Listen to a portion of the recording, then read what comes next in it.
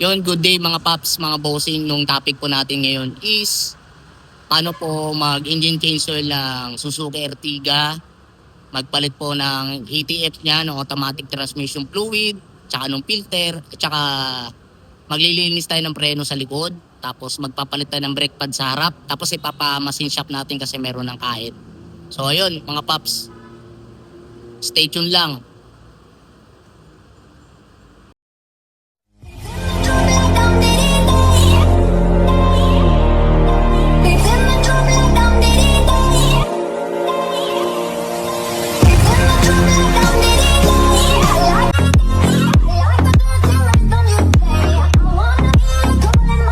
Preno sa likod mga paps, makapal pa, lilinisin lang, marumi lang siya. Tapos brake pad palitin na, tapos mamasin shop. Ayan, may kayod na, kaya sobrang ingay daw pag pumipreno. So taas natin, change oil natin ng makina tsaka ETF nya. O yan, tinitirin na natin ng ETF nya. Yan. So tatanggalin kasi natin tong oil pan, nung filter niya nasa loob. So 10mm lang ng mga tornilyo niyan. Medyo marami lang yan mga paps. Tapos itong rotor, para makuha natin tong rotor, tatanggalin niyo po tong tong caliper niya. Lang yan, D7 na tornilyo yan. Tanggalin niyo lang po yung dalawa. Kasi ito nung oil filter, yan yung sa makina niya. Tapos ito nung drain plug, 410mm na socket. Ganon din dito sa ETF, 410mm. So yan, stay tuned lang mga paps. So yun mga paps, nabaklas na po namin ng transmission.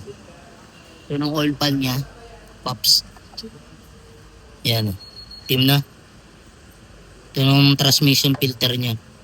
Pareho lang ng Ertiga sa expander. Yan. So palitan din natin to mga paps.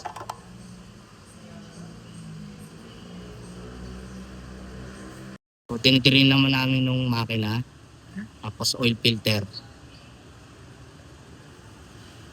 So yun mga paps, naibalik na natin ng oil filter, drain plug. Tapos yun ang gamit namin na transmission filter na pang Ertiga. Actually pareho lang sila ng XL7 tsaka expander. Pero nung langis, magkaiba. Ito nung gamit namin sa langis. 4 liters AFW plus ISIN. Tapos nung sa makina, fully synthetic, 4. Kasi 3 kalahati ang laman. Yan, oil filter. Dito din pala, 3 kalahati din po pala laman ng ETF nyo.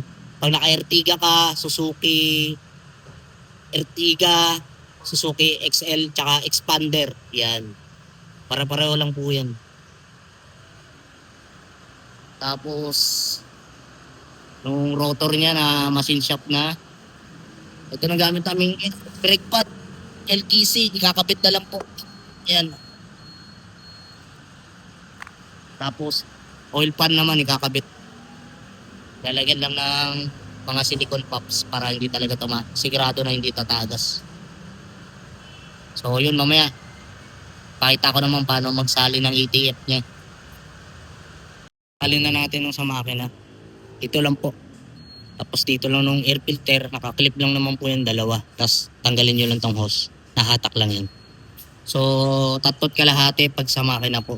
Dito naman nung sa ETF, salin naman natin.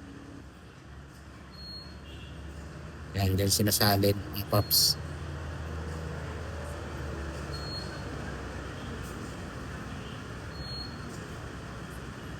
So, ang ilagay nyo po muna, 3 kalahati, tapos paanda rin. Tapos, ipaanda rin siya ng mga naka-idler ng 10 minutes bago nyo sukatin. Kung sakto na ba talaga na 3.5 liters. Yun, mga paps, natapos na natin gawin ng Suzuki Ertiga. So, test drive na lang po natin. So, tara.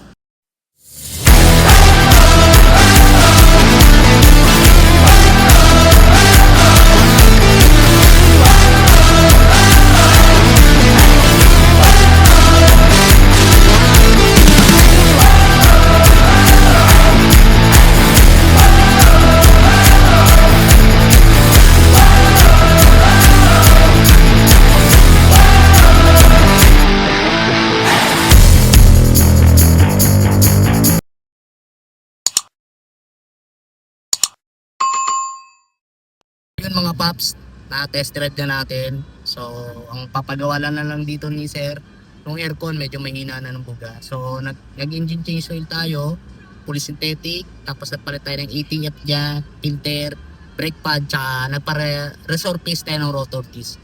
So, ayun, sana may mga natutunan po kayo dun sa video namin dito sa tungkol sa Suzuki Ertiga.